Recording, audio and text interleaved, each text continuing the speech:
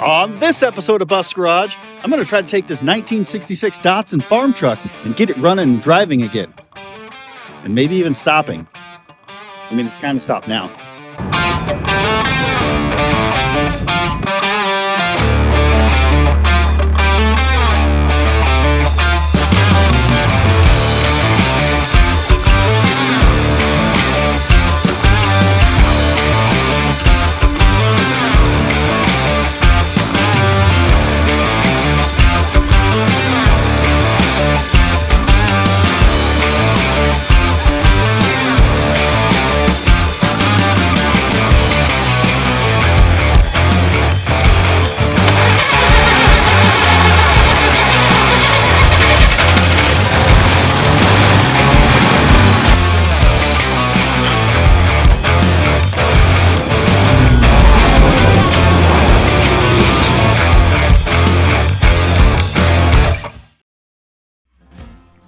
And this is the part where I tell you all about how I utilized a new camera, which then switched to a slow-mo and no volume. So I apologize, guys. It definitely lost some of the footage. And of course, it's pretty useless when there's no sound or narration as we're going. Oh, by the way, I want to thank one of my subscribers for sending me this handy dandy little thing. It made traveling in the Harvester of Sorrow so much more luxurious. Now comes the part where I explain that I'm driving basically 200 miles each way to go pick up another project. The Harvester of Sorrow was doing great on the trip, and I was really enjoying just the drive on these crappy Oklahoma roads. And then we ran into a little problem during one of the gas station breaks. You can see we were leaking coolant right out of the cooling system. Now I figured out where it was leaking from, and I topped off the radiator, but then headed back on the road because I didn't have time for a roadside repair.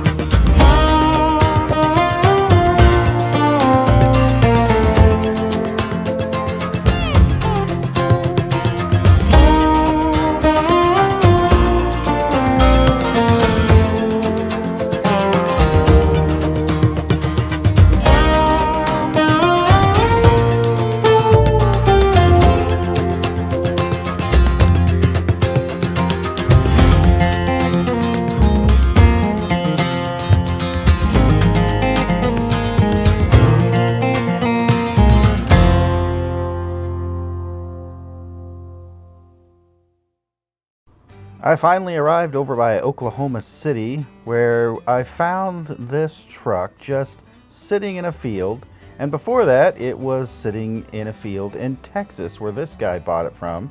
It is a 1966 Datsun 520, last plated in 1984. It does have some surface rust, and the bed obviously had stuff in it because it was fairly rusty as well, along with the tailgate. But all the rockers were good, the cab was good, the floors were solid.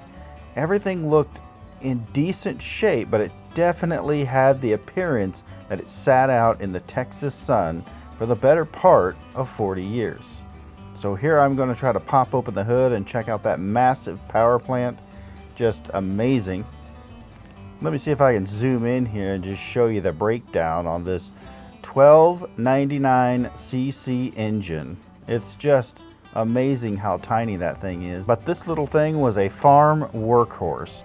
So in true YouTuber rescue fashion, I went ahead and got the trailer set up with the winch, and I started dragging those flat tires up onto the ramps, and we did a little bit of reconfiguring and work to get it up there. And finally the owner just said, you know what, I have a forklift, why don't you just let me use that? And I said, why weren't we using that the whole time? Well, so long story short, he went ahead and got his forklift fired up, and man, did that make things easier.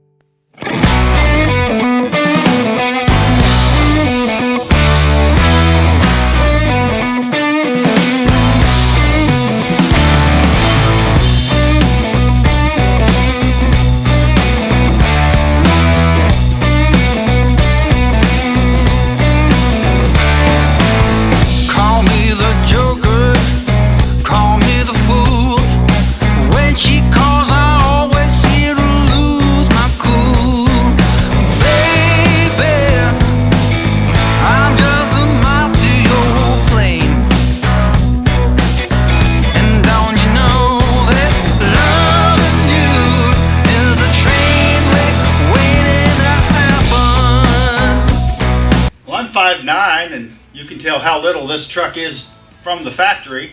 Granted, the front tires are not inflated, but, well, the back ones aren't either. But it's got a heck of a rate to it already. But even with inflated tires, it's not going to be much taller than this. And quite frankly, I grew up in the mini trucking era, so this is right up my alley. Yes, I had a mini truck. I had a mini truck that was literally inches off the ground. This was before airbags and air ride. So you either had static suspension or you had hydros.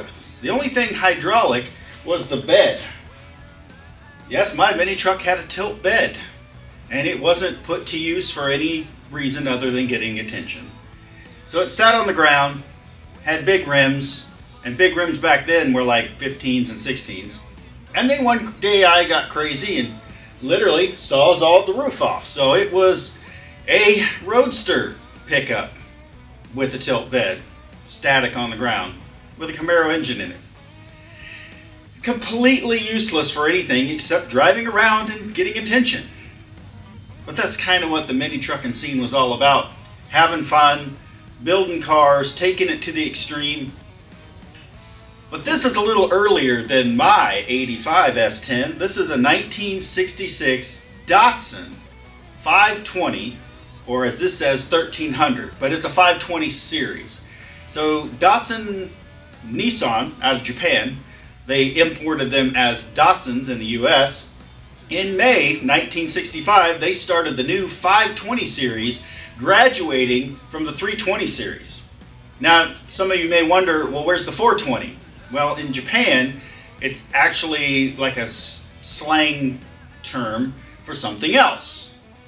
Well, here in Oklahoma it is too. But in Japan, it's more like rudeness or something along those lines. It was not friendly, and they didn't want to name a car after something that's not friendly. So they skipped the 420 and went straight to the 520 in May of 1965 with this first production, the 66 520. This pickup had a larger engine, which was the J Series 1300cc 4-cylinder. And this was going to pack a whopping like 75, 76 horsepower. So an improvement over the 320.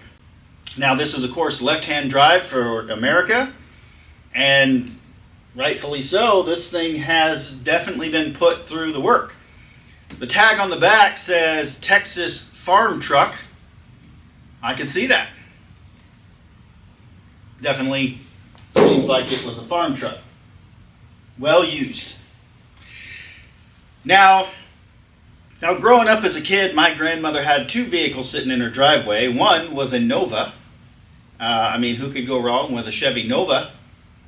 And a 70s Datsun pickup. So it had the quad headlights, a little bit different styling, but basically the same truck. And then spending time at my grandfather's farm, he actually had a Chevy Love, and then later little mini Dodge, which is a Mitsubishi truck. And so these little trucks are workhorses and were kind of a backbone staple of trucks in the 70s and 80s. And these folks needed a truck. They needed a truck bed. They need to be able to throw something in the back, but you're not towing anything. So they got themselves a mini truck. Good gas, very reliable. Get in, fire it up, and go. Now this one, it's been sitting a while. How long? I don't really know.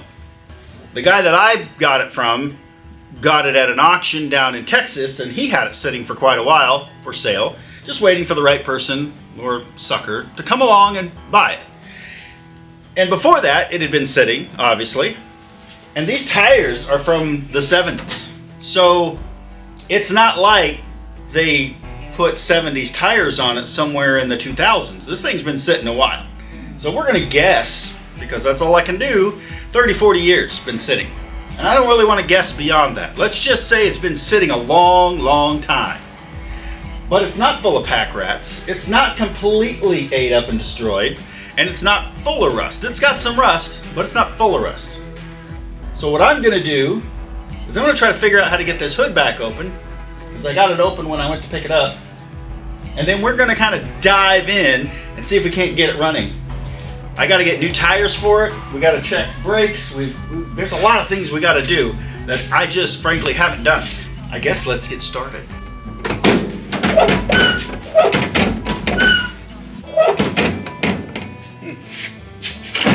Yeah, there's a wheel in there. The door cards are a little crispy. Floor's solid. Oh. Seat spring in my back. That looks like it was before it broke. Brake. What does this say? Defrost. Heat. That looks like a fan. That's wipers. I got keys! Oh Lord! There's a key. Dimmer switch. Oh! Clutch immediately just went down and stayed down. Perfect. Brake pedals. Gas pedals. I love how it has a little accessory tray just full of goodies underneath the dash, so we'll have to check that out. Glove box. Oh my. Datsun pickup owner's manual.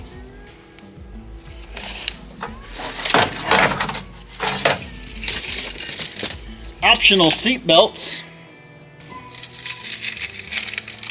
There's a piece of paper that's dated. Let's look at it. Wide Lake Brothers, Bowie, Texas. Ink is kind of faded, so. And of course, right where the year would be. That looks like an 87. So something, oh, brake fluid. And it even has a name. To which we now have a name for the truck. Ladies and gentlemen, meet Fred. Wow.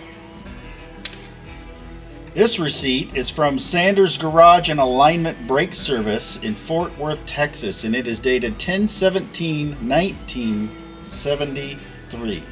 It costs $650 for starter and solenoid. $650, 1973. What's this one? We'll keep digging, because there's a lot more goodies in here. But yeah, this was the original seat belts that came optional. They're here in the glove box with the clamps to hold them down to the floor. Very, very cool. Do you need some juicy fruit? All right. I've got more digging we can do, but for now, let's get under the hood.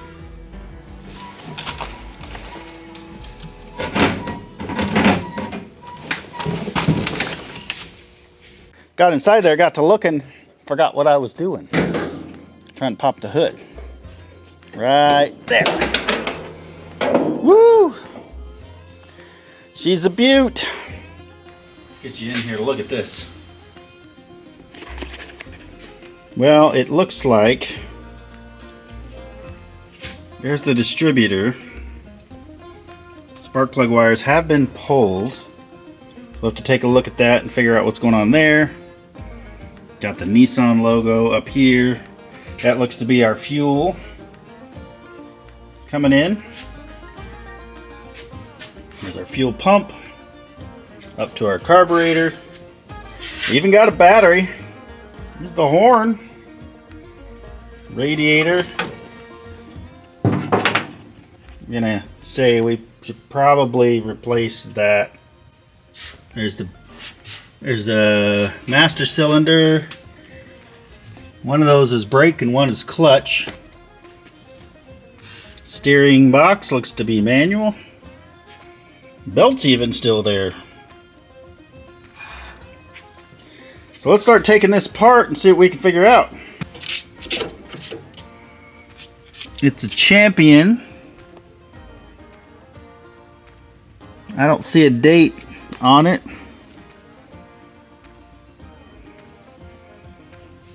Let's just go with old. But let's try the no-co boost and see if it's gonna do anything. Worst case scenario, it doesn't work and we just have to get a different battery. Nothing obvious. They got a piece of wire here holding down the battery. That's perfectly legit.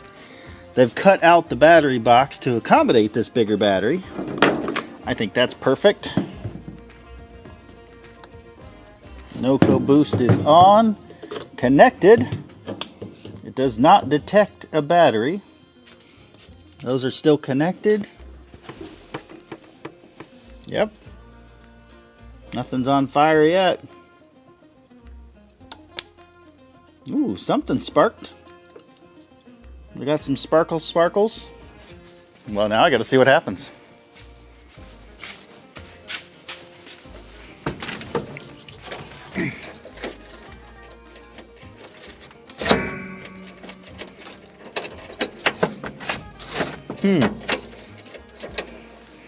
Well, that didn't do it. Is there another way to start one of these?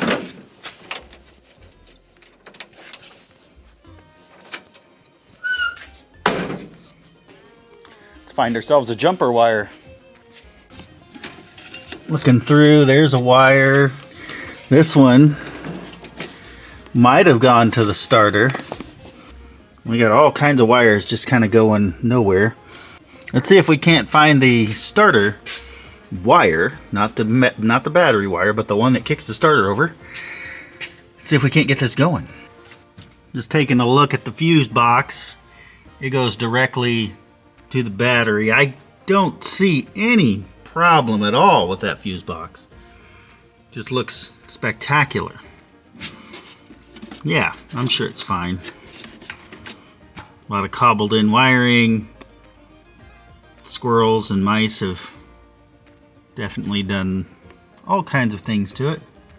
There is a main wiring harness right there. There's another one over here. More wiring than I realized. So let's take the next step, get the battery out of here. I don't want to ruin this original battery hold down for the American size battery.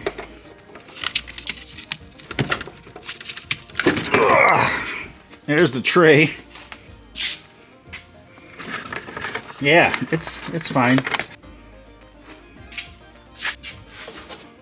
There, a little bit more room to navigate now. Turn our light down that way. Should be able to make sure we got the right wire. I don't see any issue with that. Make sure these wires are good, and then see if we can't get it to turn over. Well, having a look in here, the wires are pretty brittle and coming apart, so that's always a good sign. I can't imagine why. Now, there's not a lot of wires, but what is here is not healthy. So I'm going to just look at this one that kind of looks like it might go to the starter solenoid. I don't know. Okay, bad battery, we know that. Yep, it's not happy. It worked earlier. Now it's not going to work. Either the connection's no good, or we just don't have enough battery juice. So I will recheck all the connections, probably get us a new battery, and make sure all the wiring's decent. And then we'll make sure we've got the right wire to excite that starter. And I'll be back. All right, we've got the way too big Super Start battery out of the RV. Let's see if this one has any effect. Oh, sparkles. Sparkles are good. That's a positive. Speaking of positive, let's see if this does anything.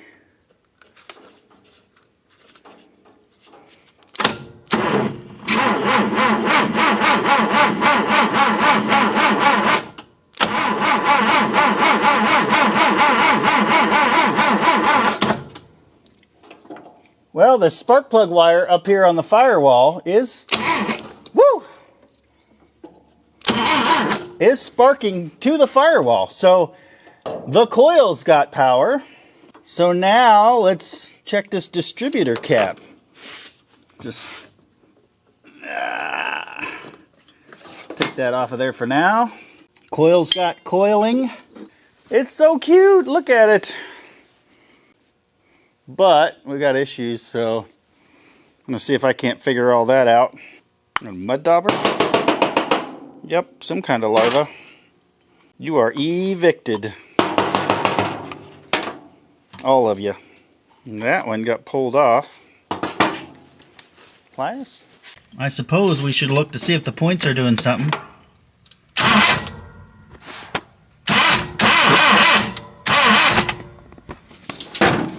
Alright, coil. You're sparking everywhere. Try not to spark on me. How about that?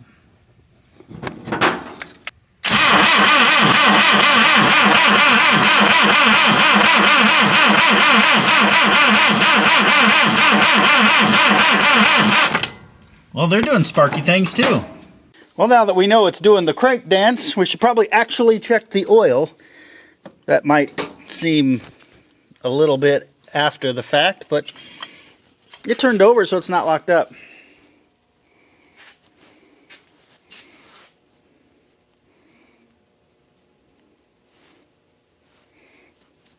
You know, it doesn't really smell like gas. It smells like old oil.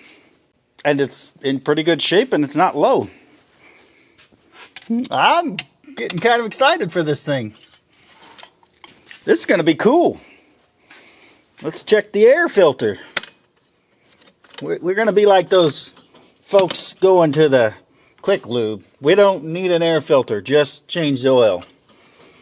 We don't need new tires, just don't look. They're fine. Oh-ho. Nissan. That's fine. Don't sell me an air filter, dang it. We don't need that garbage. Speaking of garbage, there's a little bit in here. Aha! I don't know what that is, but the air filter's bolted. Well, the air filter housing is bolted to the engine. And I want to be able to get to the carburetor. So let's see what it's going to take. I figured it's metric. But so far I've been unsuccessful. That was 10. Let's try 11. It's an 11. So when you're working on your Datsun pickup, make sure you have your 11 millimeter, not your 10. Because you can't change, well, you can change the air filter, but you can't get the air filter housing off without an 11 millimeter wrench. Wow, that is old gas. I didn't even look to see. I mean, we're still hooked up here to the pump. I might get a drip pan and unhook this and see if our fuel pump works and see if there's anything in the tank. I'm just so stoked that so many of these things work. I want to see if you got fuel in your bowl. Sorry, this light sucks, but That is a glass sight. And there's dirt or something in there. No idea. But that's cool.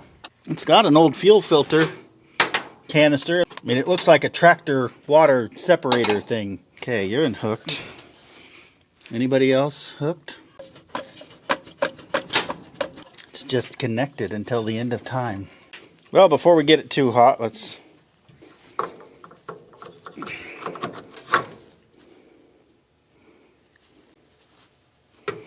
take a look in here. It's wet. Hey, I'm sure it's fine. I'm still trying to work to get this thing off, but it's kind of fighting me, and I don't want anything to be broken, so I'm being very careful. Here's our fuel pedal.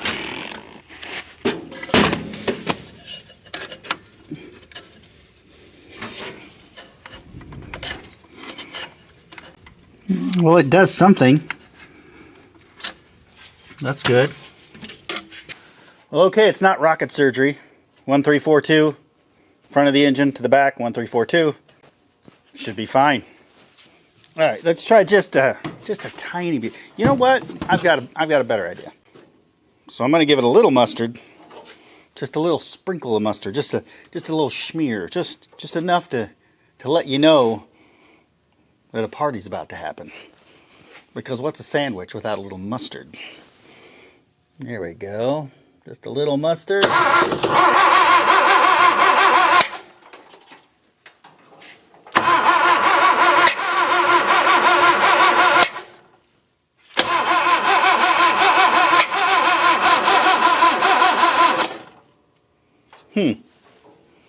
No fire yet.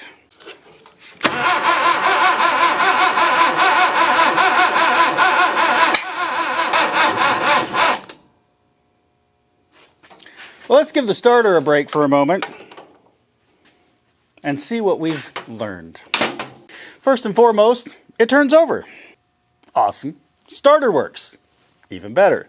It didn't completely burn down. That's fun. It's got oil. The air filter housing is permanently affixed to the carburetor, but it's got a really cool carburetor and it's not froze up. So those are all pluses. It did take fuel down the carb. It did then spit fire and smoke. I'll make sure I've got my firing order right the third time. And then we'll check for any other abnormalities. But we know we got spark, and it tried to spark on more than one. So I guess at this point we should probably go ahead and pull the spark plugs and take a look at those. I know. That seems like a little bit much, but let me gather up the stuff to do that, and I'll be right back. You're going to get the soft hum of the battery charger. Just doesn't hurt to top it off, especially after I overworked that starter. Number one. Let's take a look at you, my friend.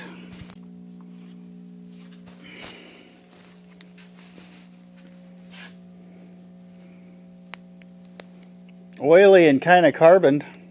These are an Autolite 65. I mean, we can clean them up, or I can run to town and get some new. Bolster.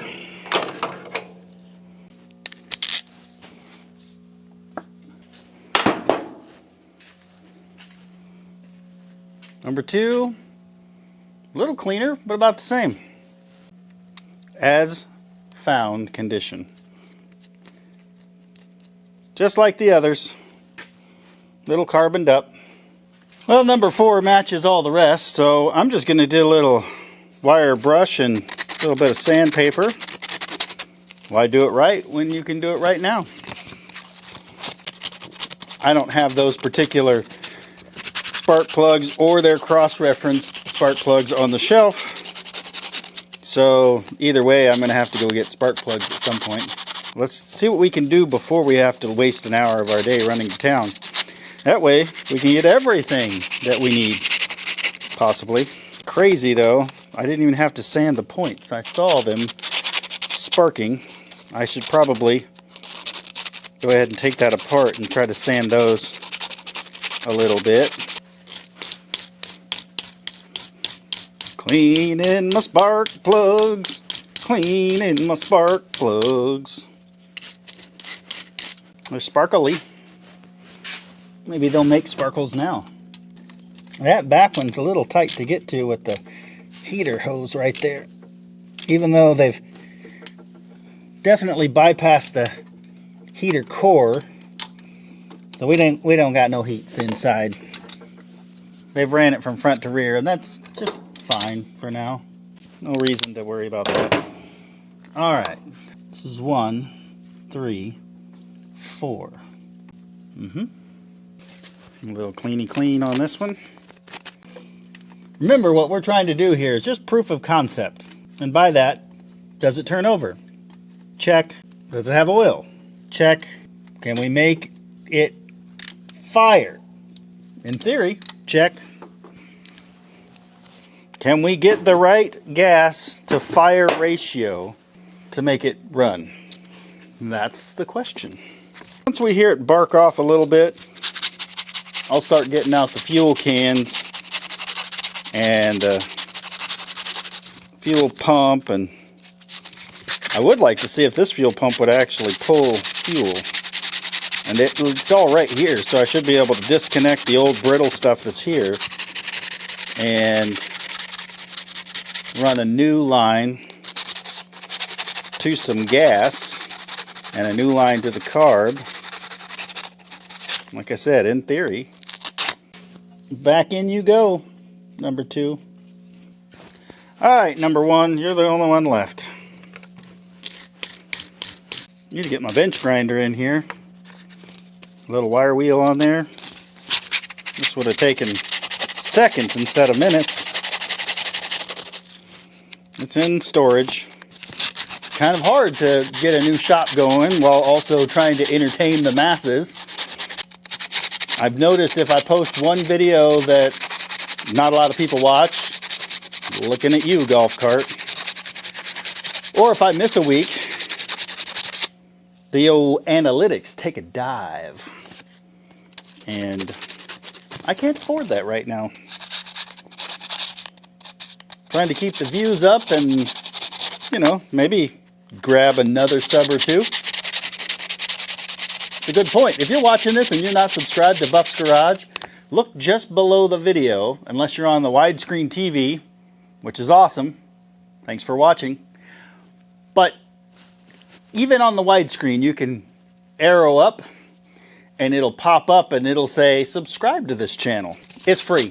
I would love if you subscribe to my channel, because we'll be doing more stuff like this, more ridiculous stuff like you're going to see in the coming weeks. I just bought another vehicle that if you're following Instagram and Facebook, you will have seen. And it is, well, it's different. Let's just say that. But hit subscribe. If you really like what you're watching and you want to support me, you can join the Tappy Tap Club, which is a members-only club. It gets you early access to these videos. It gets you some members-only content. And for just a small fee every month, it helps support the channel and keeps me going. If you want to support further, head on over to buffsgarage.com. Get yourself a hat or a t-shirt or even a hoodie, maybe a sticker. Got all kinds of stuff. And right now, for Black Friday, which is actually past, so I guess Cyber Monday, which is also passed. But let's just say for right now, all apparel's $5 off. That's hats, shirts, hoodies, everything. $5 off each. There's no max. You can buy as many as you want at $5 off. We've got sizes all the way up to 5X in most of our stuff. And we do everything in-house. So go check it out, buffsgarage.com. All right. Spark plugs rebuilt. Battery rejuvenated. All the wires are put back. Let's hook up the battery and see what happens. Sparkles, sparkles. All right, just leave the battery hooked up. This is for all the Christmas muffins right here.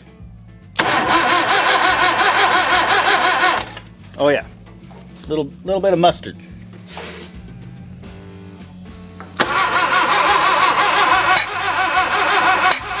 Trying.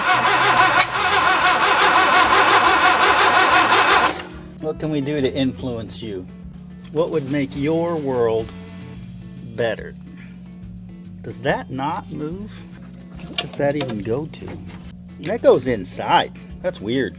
No idea what that's about. There she is.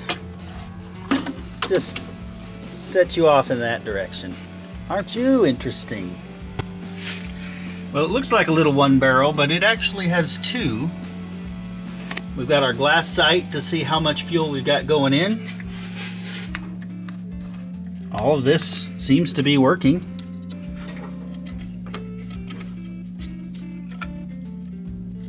That probably worked better when it wasn't bent. All right, I think we're about ready to try again. I don't have a lot of mustard left in the old mustard jug here, but let's see what we can do.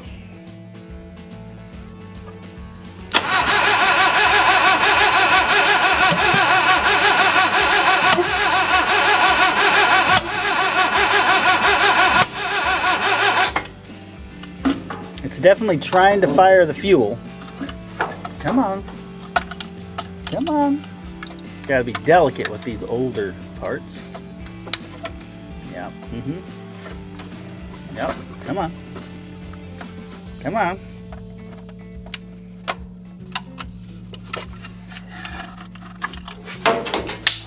All right, you are precious. Let's put you in the back.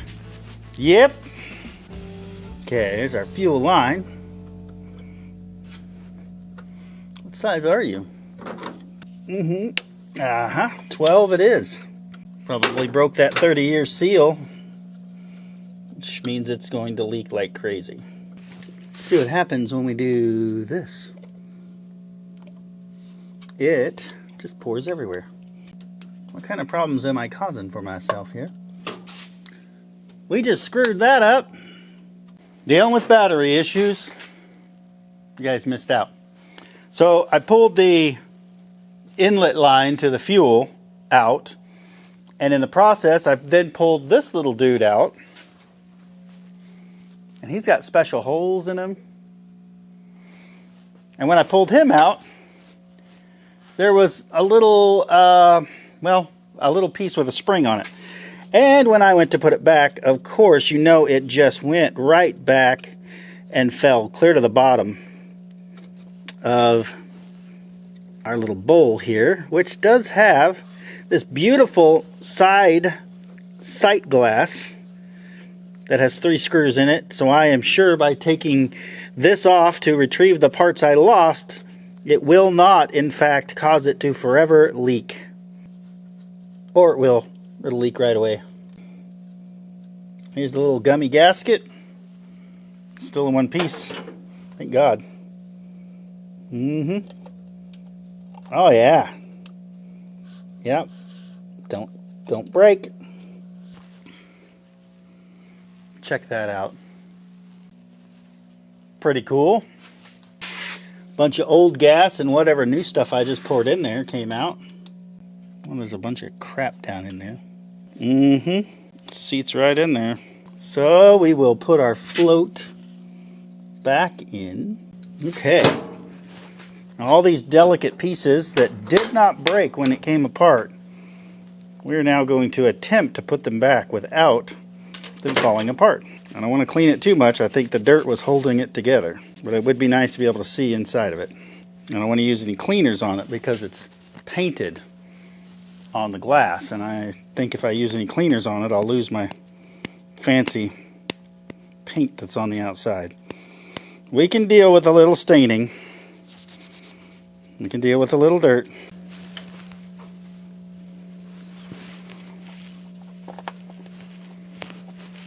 Now, to do this right, I would go ahead and replace all those gaskets, or worst case scenario, I don't have gaskets, I could use some black RTV or gasket maker, whatever you choose, whatever is going to hold up against fuel. But putting those in there, we should be able to make it fire, and then we can start playing with everything later, because we know we're going to have leaks in all this. I have no doubt I'm not going to find a rebuild kit for this in the next 2 days. So, black RTV it will be. But not yet. We're not ready yet. Let's make it run before we totally destroy it. Little 4-cylinder's cute. It's a 1299 cc. 67 horsepower. I think I said 76 earlier, but it's 67. And how I know is they stamp it right there. Alright, I think we're about ready to see if we can't put a little more fuel to it. Maybe get it to fire. Probably not. But we can try. Alright, we're still hooked up. Let's give it a little test. Okay. Let's choke her down a little bit.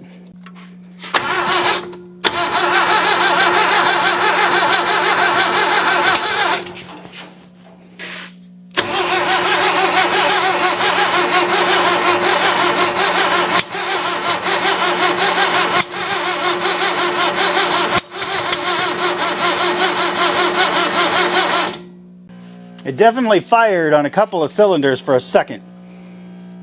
I'm just trying not to completely burn up this starter. Yes, that fuel is immediately leaking out the place that I just fixed. Fixed-ish.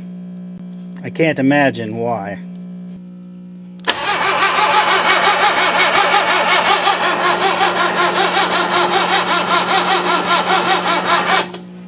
Well, let's just do the wrong thing and see if any of these tires will take air and not immediately explode. I have new tires coming.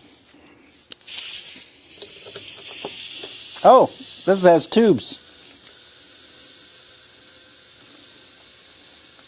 So the answer is yes. It does take air. Well, that makes things a little easier. Should have tried that before we went off the trailer. Perfect. Oh, not that one.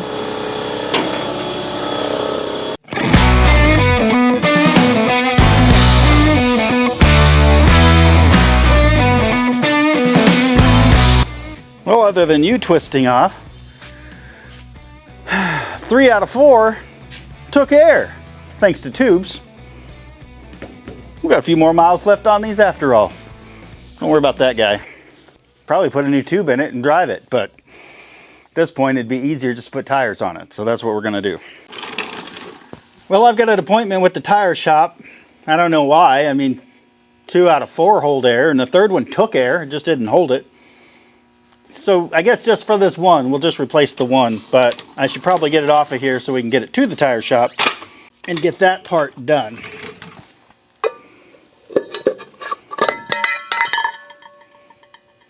Well, no scorpions.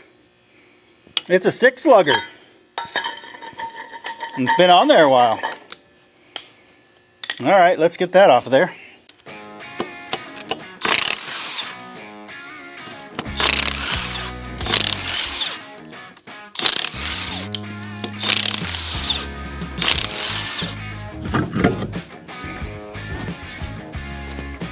I don't know why that wouldn't hold air. Oh, that's right. We ripped the valve stem off. Spider City evicted. What are the odds? Yep, not great. Okay, brakes are fine. Actually, I know they're not, but I don't want to dig into them until we hear it run. Okay, 3 more to go. Well, if ever there's an opportunity for you to see just how long this thing's been sitting, it's got vines growing in and out of the brake drums, which I'm sure won't affect the brakes at all. Enough cobwebs for the entire movie set of arachnophobia. Yep, they turn. Good enough. For it to get brakes, we're gonna have to actually tear it all apart and probably replace most everything. The hoses, the brake lines look fine, but the brake hoses look, well, what they should look like. Been sitting in Texas for most of its life, if not all of its life. So that's going to take a while to find. So let's just not worry about brakes. Let's get back to making it run. But in the meantime, I figured we'd go ahead and refresh these wheels And the proper way to do it is go ahead and send these out, get them power washed and even sandblasted. But we'll take the tires off, take them all apart, sandblast them, have them powder coated. All of that sounds exactly like what we need to do. But we're not going to do any of that. We're going to basically give it a little spritz of maybe the garden hose and scrub brush. And that's probably more than I want to do. And we're not even going to take these old tires off. I mean, because to be honest, a couple of them are still inflated. So let's just strip them down to at least cleanish metal, shoot some paint on it, call it good. New tires will go on. If they get scratched, we'll just fix it right up, throw them on, and they will look fine on camera. And that's what matters. Okay, now if I'm shivering, it's only because it's freezing or just below freezing outside right now. So what better activity to do than put a bunch of water on your rims. But thankfully, Super Clean Foamy's got my back. So, oh wait, you have to turn it on. So usually you can use the aerosol foamy, but now they have it in the jug. And it is foaming. Awesome. To then put a healthy dose of white tractor paint on them. I know they're silver now. Sorry, I'm not following the numbers matching. It's not going to be factory perfect. And if that upsets you, you don't even want to know what I'm about to do to it in the next video. Here's the thing, guys. So many people stress over, I've got to have these things blasted and powder coated, and that's fine if that's something you want to spend your money on. It definitely looks really good. But what are you going to do the first time you get a rock chip? Are you going to cry about it? It's not going to make you happy, I can guarantee that. I got a fresh painted Travelall in there. And when you know it, I bumped it. And now there's a tiny little nick in the paint. It wasn't like a tiny bump. I kind of wasn't paying attention to what I was doing and gave it a pretty good whack. But there's no reason to cry over it. Can I always sand it down and repaint it later? Sure thing. Is it going to completely destroy the look of the truck? Not at all.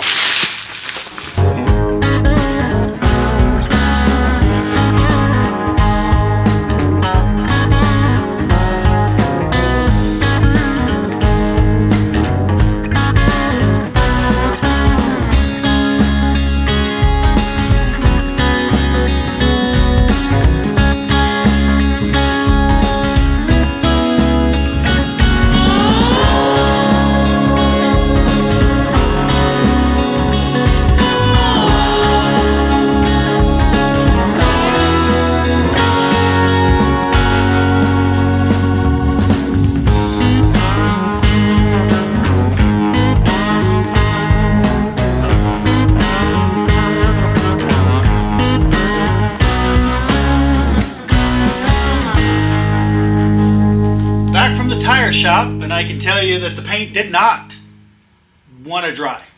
So I just kind of pressure washed them, and it is what it is for now. But it was able to make it so these guys could put the tires on. Thanks, Spinners, for fitting me in and doing all the extra work to get the tires that I needed. Now the original size was like an E78, I think. It was a 78 by 14, I think is what it was.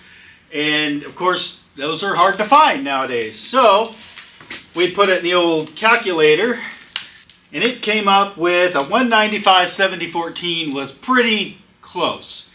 These are a little wider and a little bit taller than what was on there. But if you looked at the rear tires, they were more of a mud terrain, since this was a farm truck. So they're about the same height as the ones that were on the rear. The ones on the front were a little shorter. All in all, it's still pretty good. These are going to work for what we're going to do. But since my paint needs touched up, I'm going to pull out the old note cards here. We're going to go around the edges on all these wheels and tuck our note cards in. We'll get this done, get these spritzed, and then you'll see them when we mount them up.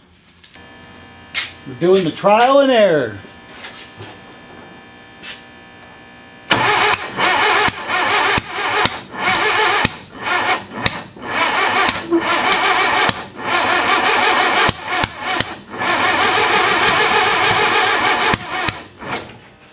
Okay. Slightly better. Lots of minor adjustments. We're going to tweak this and get it just right.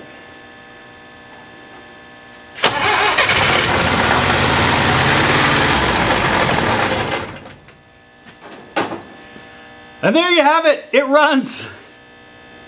So I was off on my wiring, or my spark plug wires were off. That's all it was. It runs pretty decent once I got fuel going to it. So before we actually hook up the fuel tank and all of that, I need to reseal my little glass window here and anything else that leaks, because they don't make a carb kit that I'm able to get anytime soon. So we need to seal that up. Who's got 2 thumbs and a running Datsun 520? This guy. Alright, see you in the morning. Well, I'd say there was some crap in the exhaust pipe. Shot it clear into the other room. Fun. I'm back this morning just kind of cleaning up. I don't know if you realize how it works, but when I go home in the evening, some Motor Trend monkeys come in here and do all the work, so that when I walk in the morning, I'm like, oh look, I've done all this work, and then I can put the video out. I can say, we did this and we did that, and honestly, at this point, it's a habit, because you get so used to having these guys come in at night and fix everything that it's hard to take credit for it myself and say I did it. So if you hear me say we, just know that the Motor Trend night monkeys came in and basically made this thing run and drive and stop and everything overnight. And now I'm going to fake it and make it look like I'm actually working on it. But yeah, this is totally a streetable vehicle right now. I would take it on a 4-hour road trip, no problem. Today I want to hook up a fuel system, kind of button up everything, and I guess I'll look at the brakes while I'm here. But I'm running out of time. I've got basically today left to get this thing running and driving and out the door, because I've got to go pick up the next project. Anyway, I'll finish sweeping this up and then we'll get back on the truck. Well, I hate to do it, but with the wheels off, it seems kind of dumb to not at least look at the brakes. I mean, they're there, but I don't think they work. The hoses are hoses in a sense that they at one point connected the brake system to the rest of the brake system. I have no idea what they look like inside. I just don't have a lot of confidence that they're doing anything at all. But when has that stopped us before? Oh wait, they're brakes. They're supposed to stop us. Anyway, we're gonna not worry about it. Just pretend like they're fine. I suppose I should do the right thing and at least check to see if there's any brake fluid. So it's a single pot master cylinder. One line comes out and then it goes to a distribution block over here on the firewall. And then I assume that's where we decide, oh, we're gonna go to the front and we're gonna go in the rear. Maybe. And I looked and I could order a new brake and clutch master cylinder, slave cylinder, whatever you want to call it. Absolutely could have, and it would be here next week. So I really don't have time today and tomorrow to wait. So we're going to try to just open this one up. Well, it seems to be empty. For how long it's parked, I'm not surprised, but it's probably not going to be revivable. But when has that stopped us? So let's do the right thing. Just put some brake fluid in it.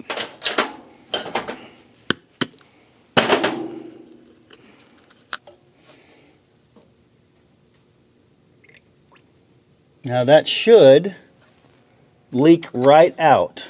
That's the idea. Let's go ahead and get the clutch one off. Ooh, you're going to be difficult. Don't break, don't break, don't break.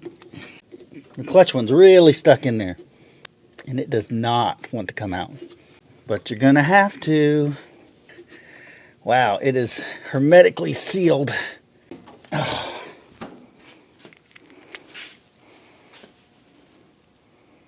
Yeah, that was really in there.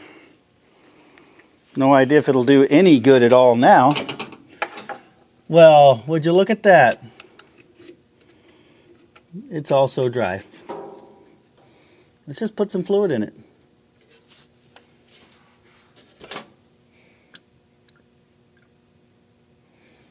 Hey Datsun, granted I know you only make Nissans now, but I'm not 4'10", so we need to make it go up further. Like, I can't even just manually do it because it's maxed out. I could take the hood off, but I'm by myself, and it's just not fun. Anyway, let's pump some brakes.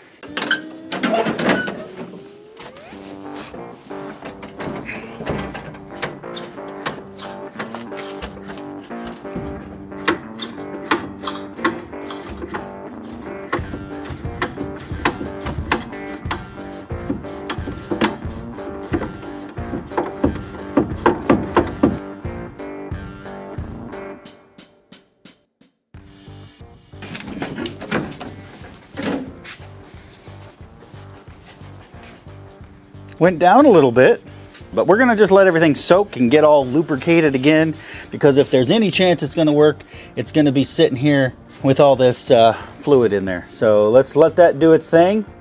Now I think we got a good runner. I got the old clicky clack. I got it out of the International over there. Now I do plan on testing the factory fuel pump, but you know, the way it fired up and ran, I just want to see how good we got it, and this will make sure we got plenty of fuel. All right, we got all this reassembled. I got my hose clamped on there, clicky clack into a boat tank. The old YouTuber secret, that's how we like to do it. It's not really a secret, I just told you. Now, what you want to do when you have open gas is create some sparks. So we're gonna do that. I got these little doodads off of Temu. Little alligator clips. That looks black and that looks grounded. Now we're going to test for leaks. All right, so I've got all this concoction set up. I've been testing it to see if it's going to work. And what I was finding is my sight glass, no matter how I configured it, it still leaked. That whole bowl right there is leaking through the sight glass. So I did the wrong thing, and I took every bit of RTV that I could get out of this thing, and I just slathered it all over without completely blocking the sight glass. Before you say it hasn't had time to cure, this happened.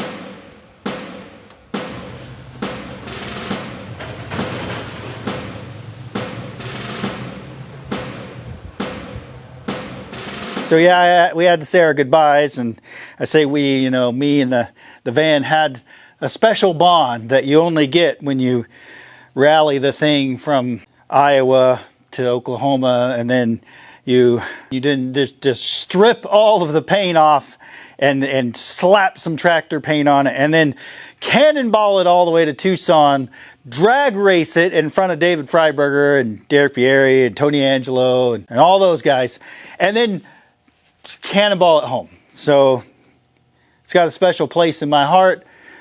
Special place in the videos, so check out that video. And just know it went to a good home. Somebody who also loved the van watches the channel. And all right, let's get back to this. So it's had time to cure. I've got the electric pump up here. It's got power hooked up. Here's the ground. Let's see if we got leaks. No leaks. Perfect. All right. That's what we want to see, people. We got fuel in the bowl. Float looks good. Sitting right on the level line that's on that glass.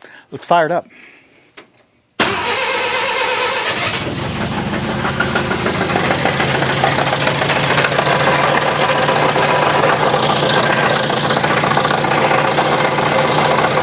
I think that's the clutch and flywheel just self-leveling there. And not a main rod. It's perfect.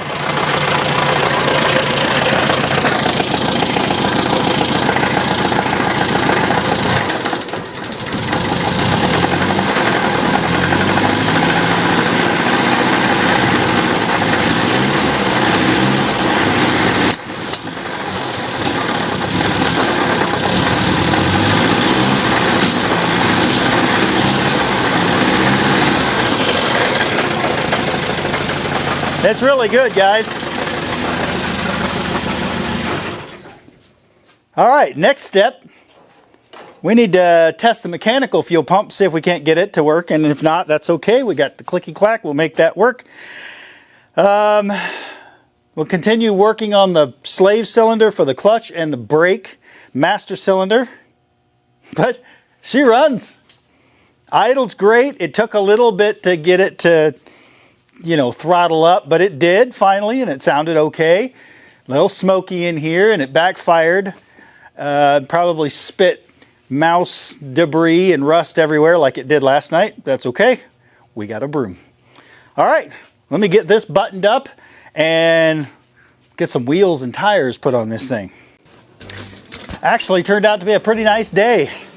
It's going to get chilly again tonight, but it's pretty right now. Let the air kind of circulate through this place. Yeah, our master cylinder for the brake. Will it give us brakes? I don't know, but there's pedal in there.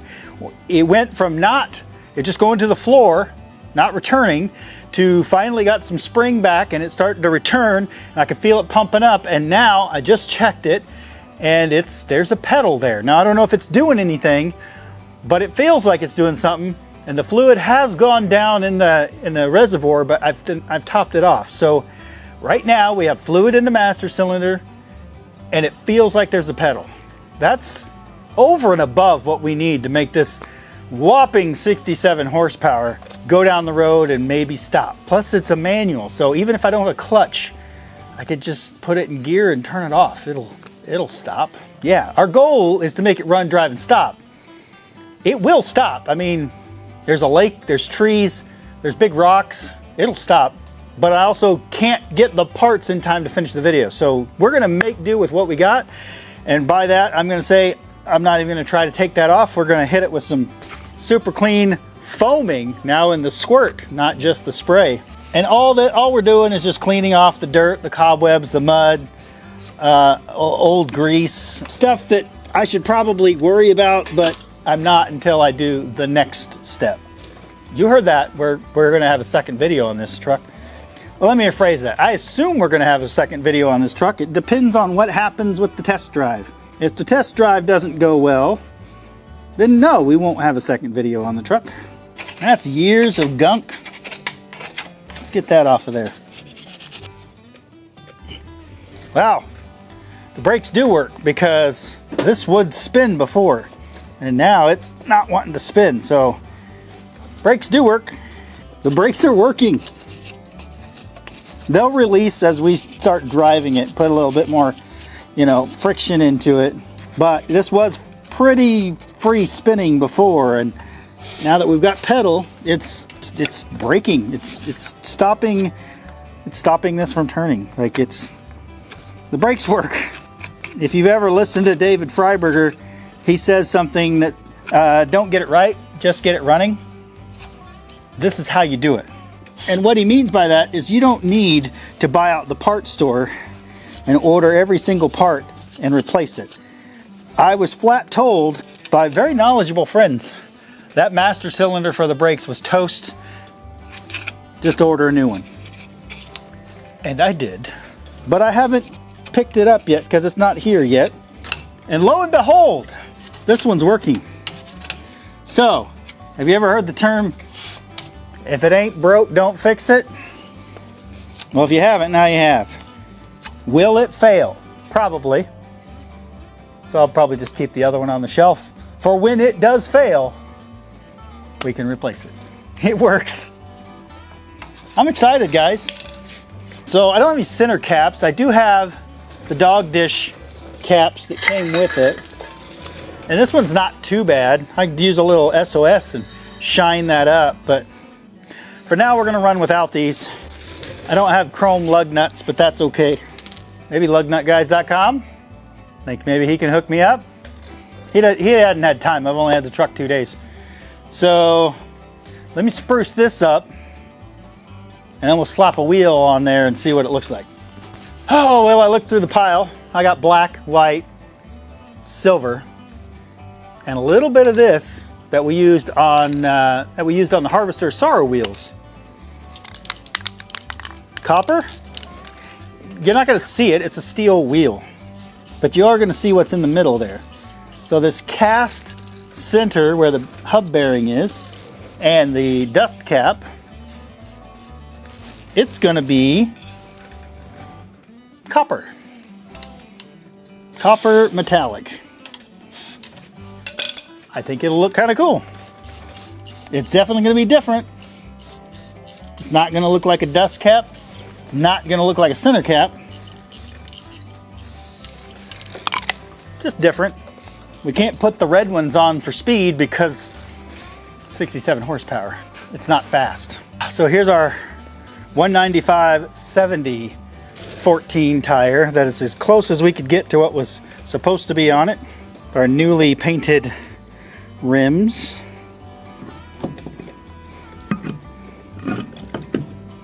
And our dirty old lug nuts. I could stick them on the old wire wheel and brighten them up, but it'll be fine. Once I determine what I'm actually going to do with this long term, then we can start putting a little more money and effort into it. Right now we're just trying to make it look a little bit better, make it run and drive, maybe even stop.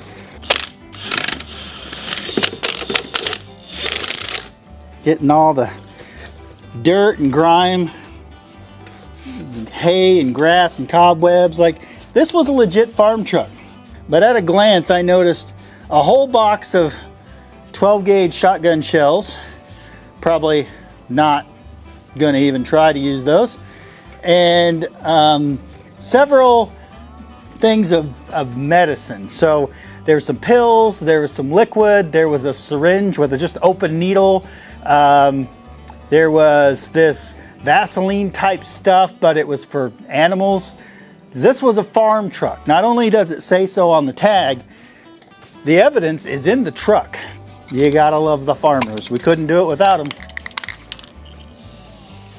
Now again, you're not gonna see this through the wheel. So I'm really going way above and beyond here. Just kind of getting an idea how it looks. Kind of dig it. Copper. You watch, this is going to be the new trend. Copper metallic finish brake drums. We're going to call these the luxury Bigwoods. Let's insert that Bigwood commercial right now. Are you tired of working on brakes? Do you want those high dollar specialty brakes that you can't afford? Because just like me, you're broke. Get yourself a can of paint and a decal from buffsgarage.com and you too can have Bigwood. That's right, Bigwood brakes have all the performance value of your factory brakes, well, as good as they were before, but now with a red lacquer coat and a small little decal. You too can be the envy of all your friends at all the big car shows and cruise nights, but all you need is a can of paint and a Bigwood decal from Buff's Garage. And for a limited time, we have Bigwood t-shirts in several sizes, all at buffsgarage.com. Get yourself some Bigwood. The ladies just love Bigwood. But instead of red paint, we're using copper metallic. I can still slap the sticker on it, and that makes these official. I sold my last stickers. We'll just put the wheel on it. You won't see it anyway. So as you can see, it is not a white wall. These are postcards or note cards for like your important business meeting and you need a note card to remember what you have to say. You got that big assignment at school and you can't remember what the square root of something is. I don't know math. It keeps the paint off your brand new tire. Probably a little big for this truck. I think they're gonna look great. And hopefully they tuck. Some of you guys don't know what that means. Some of you guys didn't grow up mini truckers. But it applies to hot rods, it applies to low riders, it applies to trucks, mini trucks, cars, all of them. If you're hoping that it tucks, that means you hope the wheel, when fully lowered, the vehicle's lowered, that the wheel will go inside this lip and the fender well, wheel well that you have available. If it doesn't tuck, that means the tire or the wheel or something's gonna rub and either destroy your wheel and tire or destroy part of your vehicle. That is really close right there to this. So there's a big bump stop if you didn't see it before I put the wheel on. With the wheel on here, I don't have it fully seated, but it is really close to that bump stop. I hope that's gonna fit. Oh yeah, it's not touching.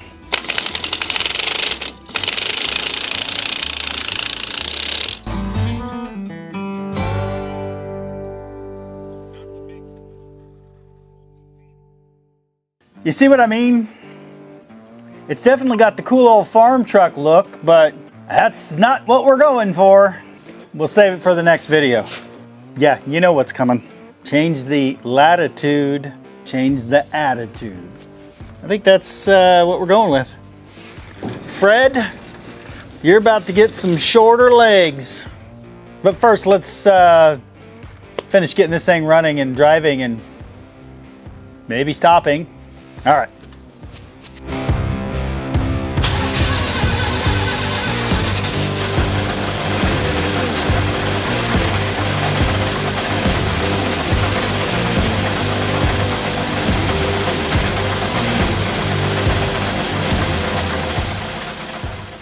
All right, we're getting a little closer, and I'm sure these radiator hoses are going to immediately leak. Well, I can see some fluid down in the radiator. There's not a lot. So I think I'm gonna go ahead and top it off with a little bit of something and then just hope it doesn't overheat.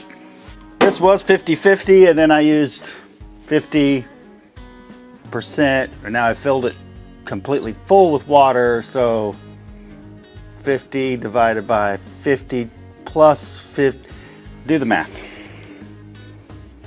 It's only 12 degrees wind chill. It should be fine.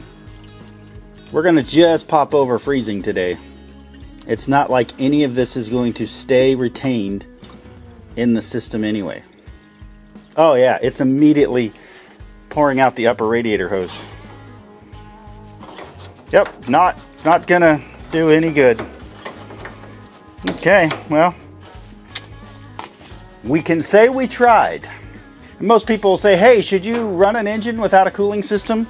And the answer should be no. But what I've learned is yes, but not for very long. So we'll just give her a little test run. I mean, if you look back on the Harvester of Sorrow truck, at the amount that I drove it around and test drove it, you guys watched all that, right? But it wasn't until a later video that we found out, oh, the radiator was dry. It was completely empty, which means the block was empty, which means it was empty. Anyway, we're good. This thing is gonna fire right up. Let's put our makeshift battery hold down back in, even though the battery that was in here before was way too big, and this one is even bigger. Go big or go home. There, perfect. It is securely mounted. Take our hot wire and move it away from all the twirly stuff. I got that electric fuel pump securely jammed into the ground there. I'm sure that won't be an issue. Let's see. Pliers, let's just, in case, take them.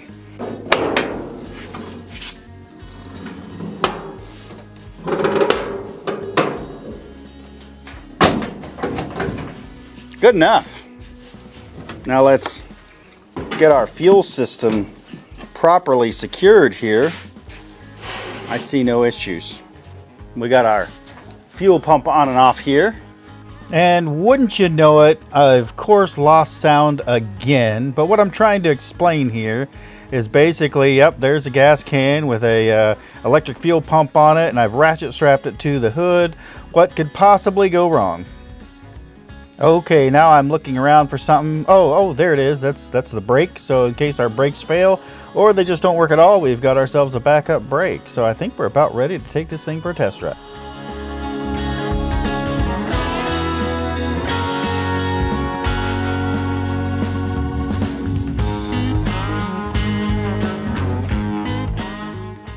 And this time around it fired right up, and as you can see, even without a clutch, I was able to get it into gear, and off we went out the door. Slowly but surely, but we did make forward progress.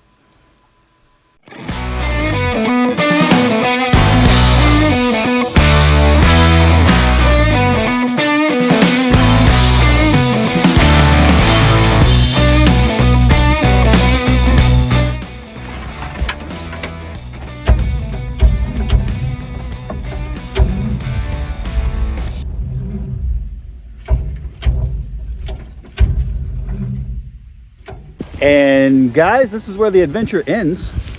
Made it that far before the starter seized up. That's just what happens. First I thought maybe the battery cables were bad or something, so I replaced the negative with this beautiful red negative. Checked that one was good. But then whenever I try to start it, it's smoke from down that direction. So either the engine seized or the starter's bad. Let's go with starter's bad because it was working great before. Granted, we cranked on it a lot, probably put it through its paces, and now this is the aftermath as we get it running, we get it driving, and we made it that far before I killed it, and then now it won't start again. I think the starter is just fried. I'll do some tinkering on it in the coming days to see if we can't figure that out, but I have more parts coming. So on the next video on this truck, we're gonna dive into figuring whatever that problem is. We're gonna go ahead and change out the master and slave cylinder on the clutch to see if we can get it working again. I did go ahead and order a new brake master cylinder, even though this one seems to be working-ish. It stopped right here. And then I think we're going to change the attitude a little bit by changing the latitude. That's right, we're going to see if we can't bring it down just a few inches, give it a little bit more stance, a little bit more, cool factor. But first we got to figure out why it's not starting. Could be the starter, could be locked up. The engine could be locked up, who knows. There you have it. We have a 1966 Datsun 520 pickup. It says 1300, but it's considered a 520. It was an old farm truck from Texas, last registered in '84. I've got documentation showing it was doing something in the 80s, the late 80s, but then nothing. So it hasn't moved since the late 80s that we know of. So here we are. It runs and drives until I can get a starter. It's dead, but it did run and drive. You guys saw it. It stopped. That's all a win for Buff's Garage. Now I'll jump back into it after I get some more parts in. And we've got some more videos coming from other stuff I bought and some collaborations. So stay tuned. Thanks for watching Buff's Garage. Now I gotta push it uphill. Oh, thank God it doesn't weigh anything.